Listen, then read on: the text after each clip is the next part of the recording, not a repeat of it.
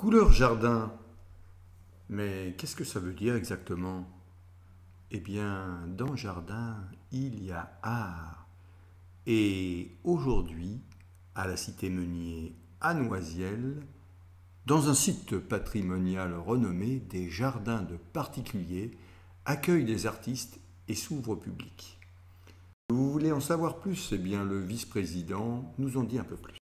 Moi, je m'appelle Bruno, je suis un des 7 coprésidents de cette association, à l'origine de la création de Quartier de Chocolat depuis 2007.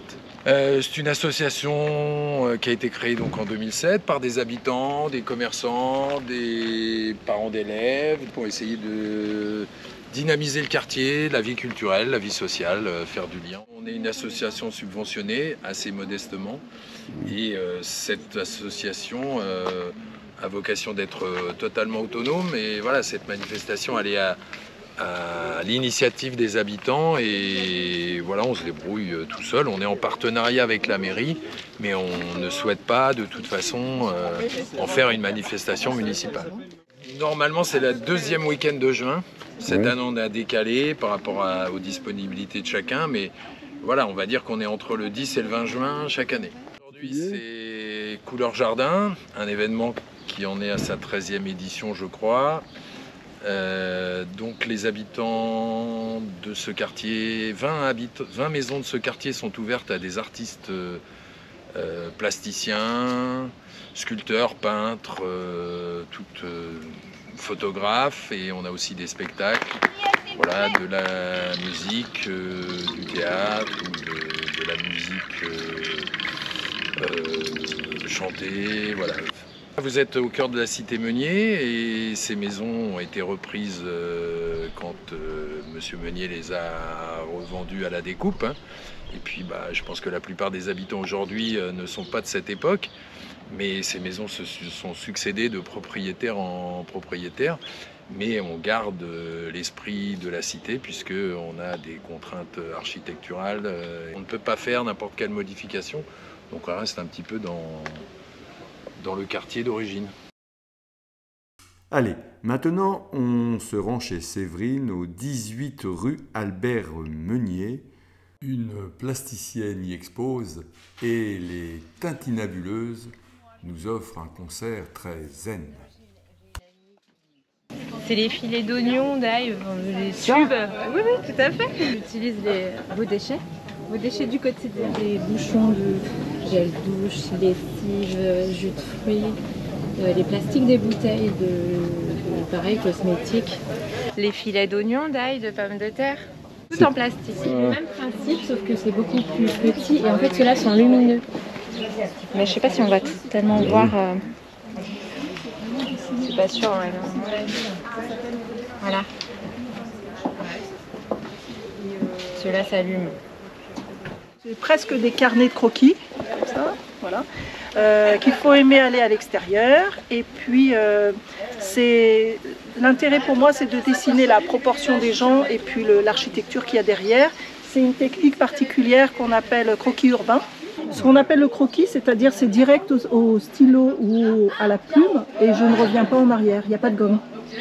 Ah, il y a 0 gomme. Voilà, donc il faut être habitué. Et puis après, on met un tout petit peu quelques pointes de couleur.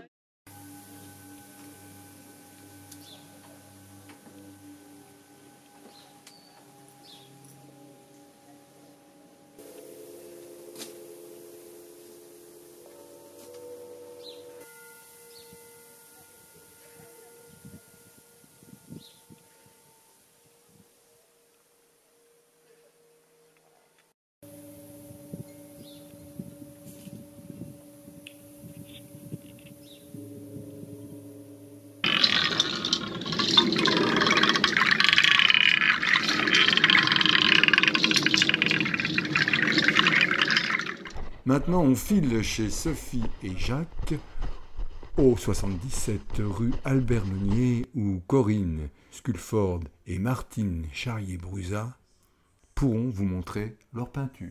Alors, il y a de l'acrylique et des tags. Les tags qu'on récupère sur les murs. Petit bonhomme hors du réel. Alors ça c'est pareil, c'est fait sur sur papier canson. C'est du collage, c'est moi aussi, celui-là c'est du collage. C'est du collage avec du grattage et de la couleur. Ça, c'est de l'acrylique, ça a été fait par rapport à un voyage que j'ai fait au Portugal où il y avait des roches comme ça. Des roches avec de la mousse et j'ai trouvé assez sympa, j'ai fait la photo. Et du coup, je me suis inspirée de cette photo pour reproduire cette roche portugaise. Voilà. Ça représente un couple d'amoureux au paradis. Parce que voilà, tout vole un petit peu, la table vole un petit peu, il y a un peu d'eau, c'est pas trop ce qu'il y a derrière. Ça c'est... Alors ça c'est vraiment le tableau de couleur un peu un tableau de méditation, je dirais. Celui-là, c'est plutôt un paysage. Alors, après, on peut un petit peu imaginer ce qu'on veut. Là, il y a quand même, on voit un peu des moines bouddhistes, on voit une femme qui attend sur un radeau. Alors, ce tableau, je l'ai appelé Poussière dans le vent. Des tags pour évoquer les maisons cassées par la guerre, les ressorts, c'est les lits abandonnés, les canapés abandonnés, tout ça, les colliers, enfin tout ce qu'on peut abandonner pour partir au bout de la plage, prendre un bateau pour aller vers un autre horizon. Cette colonne, cet empilement de tags, en réalité, il évoque pour moi les menhirs qu'on peut voir en Bretagne, mais il évoque aussi les sternes qu'on met en montagne. Et là, c'est nouveau, c'est mes expériences de gravure. Alors, je fais de la linogravure et puis de la gravure sur métal avec acide. Ça, c'est de la gravure sur métal et ça, c'est de la linogravure. En linogravure, le dessin il est blanc sur un fond coloré, alors qu'en gravure sur métal, le dessin il est foncé et le reste est clair. Au 44 rue Albert Meunier, Bernadette et Emmanuel accueillent alors, 2 artistes, un sculpteur et un peintre, dont vous pouvez admirer les œuvres. Voilà. Donc Claude Grolimoun, le sculpteur. Voilà, ben, écoutez, vous êtes devant une sculpture qui est faite à partir d'un modèle qui est en un modelage, donc un modèle en terre, qui est moulé dans une deuxième phase et dans une troisième phase au moment de la sortie du moule qui est patiné. Et là, patiné, le modèle étant plate, patiné à l'acrylique, tout simplement. C'est une terre cuite qui est patinée, issue d'une exposition bretonne, où ma source d'inspiration était les menhirs bretons, ces pierres levées en granit. J'en ai fait un couple que j'appelle les menhirs amoureux, puisqu'ils sont couchés l'un sur l'autre et très, très tendres dans leur gestuelle. Est-ce qu'ils ont fait des petits menhirs? Il y a plein de petits menhirs, il y a des zones en Bretagne où il y en a des centaines. Nep, le peintre. Moi je travaille sur plusieurs thèmes, les musiciens, surtout le jazz, et puis après différents sujets, surtout Paris. Alors, il a été fait pendant le confinement celui-là, oui. Je suis un amoureux de Paris, les ponts, voilà. Alors c'est grâce à des petits rouleaux mousse, parce que je travaille à l'acrylique, et ce sont des bandes que je fais avec un rouleau, que j'applique alors un petit peu pendant la conception et surtout à la fin. On quitte la rue Albert Meunier pour rejoindre Nadine et Armand aux 2 rue Jean Jaurès et écouter le groupe Alambic et Vieille Bretelle. En sortant du bureau, nous avons rencontré un grand chemin de fer qui nous a emmenés. Nous devons la terre dans un wagon doré. Autour de la terre, nous avons rencontré la mer qui se promenait avec tous ses coquillages, ses îles parfumées. Et puis ces beaux mots à laisser son enfumée pour